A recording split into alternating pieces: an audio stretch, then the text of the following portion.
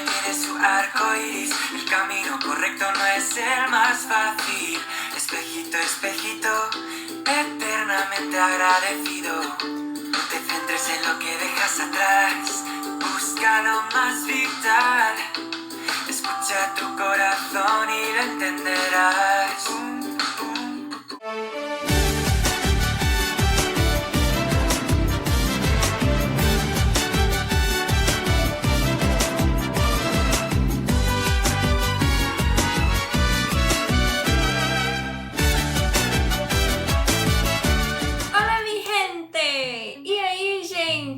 Sejam bem-vindos a mais um vídeo aqui do Como Se Dice.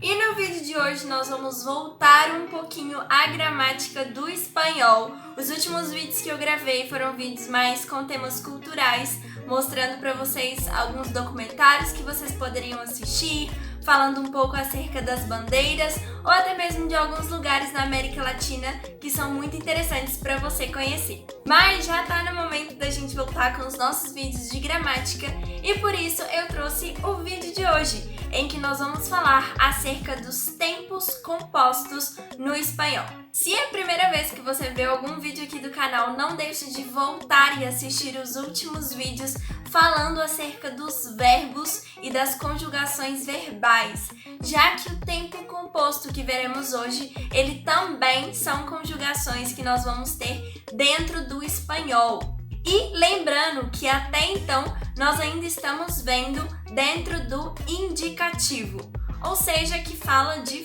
fatos.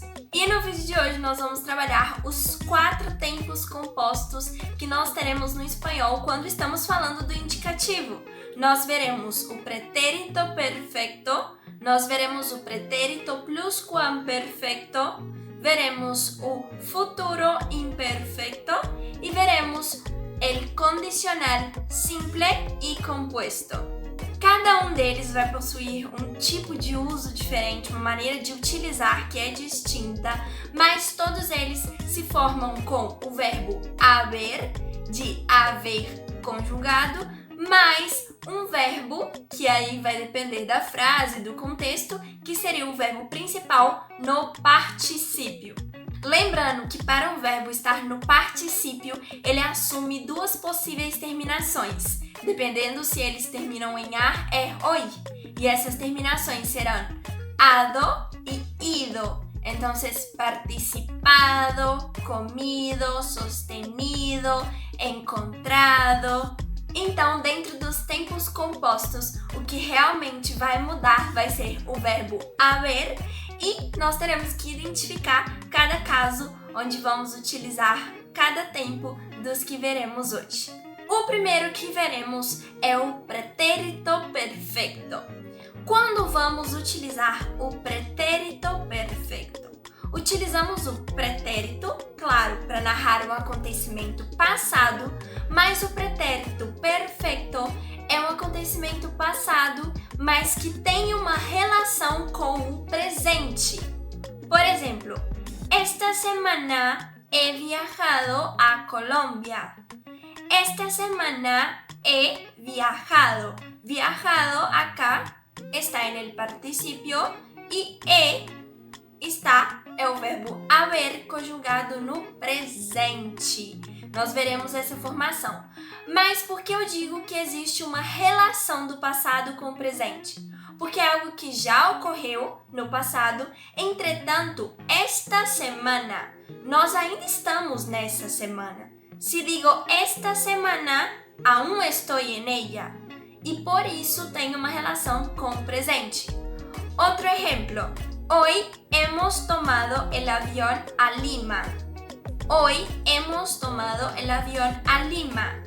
Esto fue en el pasado, pero hoy, ou seja, ainda está ocorrendo. Se disse que é hoje, eu ainda estou vivendo esse hoje, mesmo que o resto da frase narre algo que tenha acontecido no passado. E por isso que tem uma relação com o presente. Você normalmente vai encontrar palavras como esta semana, este mês, hoy, coisas que tenham a ver do momento presente, fazendo essa relação com o passado. Um Um outro tipo de uso é quando nós temos uma consequência que acaba se estendendo até o presente. Mas agora eu vou mostrar para vocês como nós vamos utilizar, qual é a formação do pretérito perfeito. Nós utilizamos o pretérito perfeito com o verbo principal no particípio, mas o verbo haber, ele vai estar no presente do indicativo, ok? Então, yo, he, tú, has, él, ha, nosotros, hemos, vosotros, habéis e ellos han. Bom, espero que aquele pretérito perfeito tenha ficado muito bem aclarado para vocês. Bom, agora nós veremos em que momento vamos utilizar o pretérito pluscuamperfeito. Calma, não se assusta, eu prometo que o nome é grande, mas ele é bem tranquilo de entender. Teremos o pretérito pluscuamperfeito quando nós temos dois acontecimentos no passado, pretérito, mas que um ocorre antes do outro. Veremos um exemplo. Cuando cerraron la tienda, ya habían vendido todo. Cuando cerraron la tienda es un hecho. Cuando cerraron la tienda é um acontecimento. Já habían vendido todo é outro acontecimento. Mas o que aconteceu primeiro? Eles primeiro venderam tudo para depois fechar a loja. Então nós temos aqui dois acontecimentos em que um ocorre antes do outro no passado. Primeiro, eles venderam tudo e depois cerraron ou fecharam a loja. Entonces, cuando cerraron la tienda, ya habían vendido todo. E qual é a forma? Então, como se forma o pretérito pluscuamperfeito? Nós teremos o verbo principal no particípio da mesma forma, mas o que muda é o verbo haver. E ele vai estar no pretérito imperfeito. Se você quer saber como que é o pretérito imperfeito, tem vídeo aqui no canal, é só você ir lá dar uma olhadinha.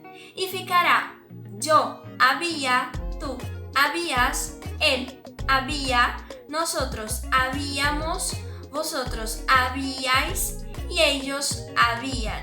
Tudo tranquilo até agora, eu espero que vocês estejam entendendo. Qualquer dúvida, deixe aqui nos comentários e não se esqueçam de analisar cada caso para fazer o uso destes tempos compostos. Vamos para o próximo. Agora nós vamos falar acerca do futuro perfeito. Não mais falando de acontecimentos no passado, mas agora ele é o único que nos indica acontecimentos no futuro, o que torna mais fácil. Assim como o pretérito pluscuamperfeito, que fala acerca de um acontecimento que ocorre antes do outro, um antes do outro no passado, nós teremos o futuro perfeito, não mais falando do passado e sim do futuro. Então, o futuro perfeito ocorre quando eu tenho dois acontecimentos que um ocorre antes do outro, mas no futuro. La fiesta empieza a las 9. A esta hora ya habré llegado en mi casa. Ou seja, dois acontecimentos. A hora em que a festa ocorre e a hora que ele chegará em casa. Mas um ocorre antes do outro. Si a las 9 yo ya habré llegado en mi casa, es porque primero voy a llegar en mi casa y después empieza la fiesta. Ou seja, o ato de eu chegar em casa é um acontecimento no futuro, porque eu ainda não cheguei, então no futuro, mas a festa começa depois ainda de eu chegar em casa. Ou seja, dois acontecimentos que vão acontecer no futuro, mas em momentos um antes do outro. Além do mais, a gente também pode usar el futuro perfeito para fazer hipóteses acerca de coisas no passado. Por exemplo, Juan no vino a la fiesta. ¿Qué habrá pasado? Então, eu utilizo el futuro perfeito para hacer esta pergunta. E qual é a forma deste futuro perfeito? Ele se forma com o verbo principal conjugado no particípio e o verbo haver vai estar no futuro imperfecto. Entonces, yo habré, tú habrás, él habrá, nosotros habremos, vosotros habréis e ellos habrán. E para fechar o nosso vídeo, eu vou falar com vocês um pouquinho acerca del condicional simple e compuesto. Vou tratar com vocês um pouquinho do simples, porque aqui no canal a gente ainda não tem um vídeo falando sobre esse assunto. E depois nós vamos trabalhar com a forma composta, que tem a ver com esses últimos tempos, que tem aí a utilização de um verbo no particípio e do verbo haver. O condicional simples, ele vai falar acerca de situações hipotéticas ou de probabilidades e pode atuar até mesmo em algumas perguntas em um sentido mais cortês, né, com maior cortesia. E ele possui uma terminação bem específica, então eu vou dar para vocês o exemplo de alguns verbos, como tendría, habría, saldría. Então, sempre este ia al final, claro que acompanhando a pessoa, é uma característica da nossa condicional simples. Então, por exemplo, tendrías que tener más cuidado. Você deveria ter mais cuidado. Não significa que essa pessoa vai ter mais cuidado. Então, nós não estamos falando de fatos, mas sim de uma situação hipotética, de uma possibilidade. Então, assim como o pretérito pluscuamperfecto, falando agora do tempo composto, nós também teremos dois acontecimentos. Entretanto, o pretérito pluscuamperfecto ele fala mais acerca de fatos, enquanto que ele condicional compuesto ele vai falar de uma situação mais hipotética, mais de uma probabilidade, de uma possibilidade. Entonces, me garantizó que cuando llegáramos ya habrían sacado las entradas. Me garantizó, pero no tengo certeza si esto va a suceder.